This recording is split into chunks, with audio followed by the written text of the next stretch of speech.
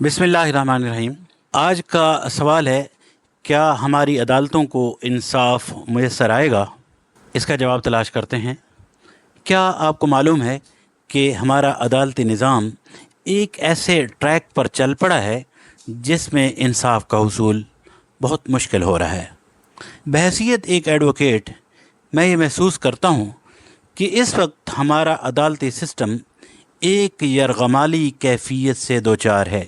जी हाँ, बिल्कुल मैं ठीक कह रहा हूँ कि हमारा अदालती सिस्टम एक यरगमाली कैफियत से दो चार है। इसको हालात के तनाजुर में देखते हैं। मामले की नौइयत को समझने के लिए आपको जहन में रखना होगा कि अदालती सिस्टम और इंसाफ का निज़ाम सिर्फ़ इसलिए कायम किया जाता है कि जहाँ जुल्म और ज़्यादती या नासमझी में की जाने वाली नाइंसाफ़ी कहीं पर अगर हो तो उसको इंसाफ के कटहरे में लाकर अदल और इंसाफ कायम किया जा सके। लेकिन मौजूदा दौर में हमारी बदकिस्मती है कि हमारा अदालती निज़ाम ज़ालिम की दराज रस्सी की सी शक्ल इख्तियार कर चुका है। हमारे अदालतें और जजेस इंसाफ करने की हसरत लेकर सुबह से मसनद इंसाफ पर बराजमान तो होते हैं, लेकिन हालात की उखाड़ बिछाड़ में हमारे इज्तमाई मिजाज में जुल्म की झलक देखकर अपने आप को या तो सिस्टम के शदीद बहाव में बेयार मददगार अपने आप को इसके हवाले कर देते हैं, या फिर इस सिस्टम में इंसाफ को यकीनी बनाने के लिए एक मुजतहिद की शक्ल में मुनसिफाना किरदार अदा करने के लिए अपने आप को खपा देने की ठान बैठते हैं। हकीकत यह है कि हमारा इज्तमाई माशरती मिजाज अदालतों में इंसाफ लेने की बजाय जुल्म की तरवीज और तरक्की के लिए रुख इख्तियार करता है, तो यकीनन फ़रीक़ मुखालिफ वो शख्स होता है जिसके साथ जुल्म और ज़्यादती अदालती कार्रवाइयों की शक्ल में की जाती है। ये मज़लूम शख्स मुद्दई या मुद्दालह, मुल्ज़िम या मुस्तगीज़ की शक्ल में अपनी जवानी का बेशतर हिस्सा या फिर पूरी ज़िंदगी इंसाफ के उसूल की तगदो में सर्फ कर देता है।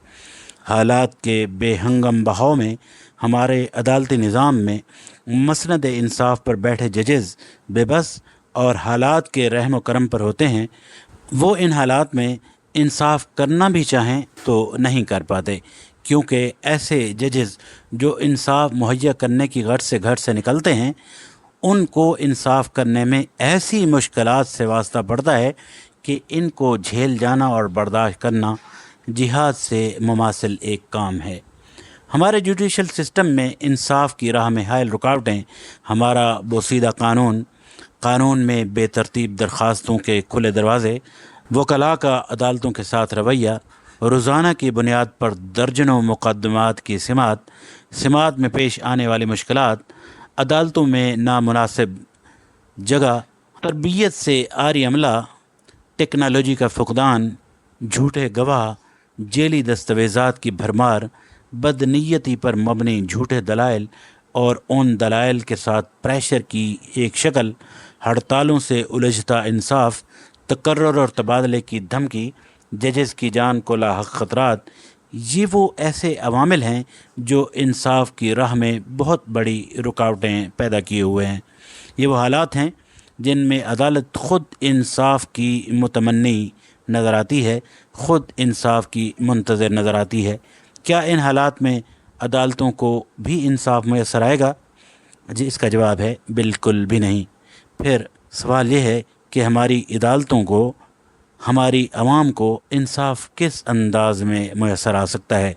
जी हाँ, हमारी अदालतों को, हमारे मज़लूम तबक़ात को, हमारी आवाम को बिला इम्तियाज़ इंसाफ का माहौल सिर्फ़ उस वक्त मैसर आ सकता है जब बहैसियत कौम हम अपनी अदालतों का रुख एक दूसरे को सबक सिखाने की बजाय इंसाफ के हुसूल, गलत फहमियों की बुनियाद पर होने वाली बेइंसाफ़ी में इंसाफ के क़याम, नीयतों की दुरुस्तगी और ईमान की हकीकत और उसकी लज्जतों को महसूस करते हुए हम अदालतों में जाएंगे, तो न सिर्फ हमारी अदालतों को इंसाफ मिलेगा बल्कि हमारी अदालतें हमें भी इंसाफ देने की पोजीशन पर आ जाएंगी।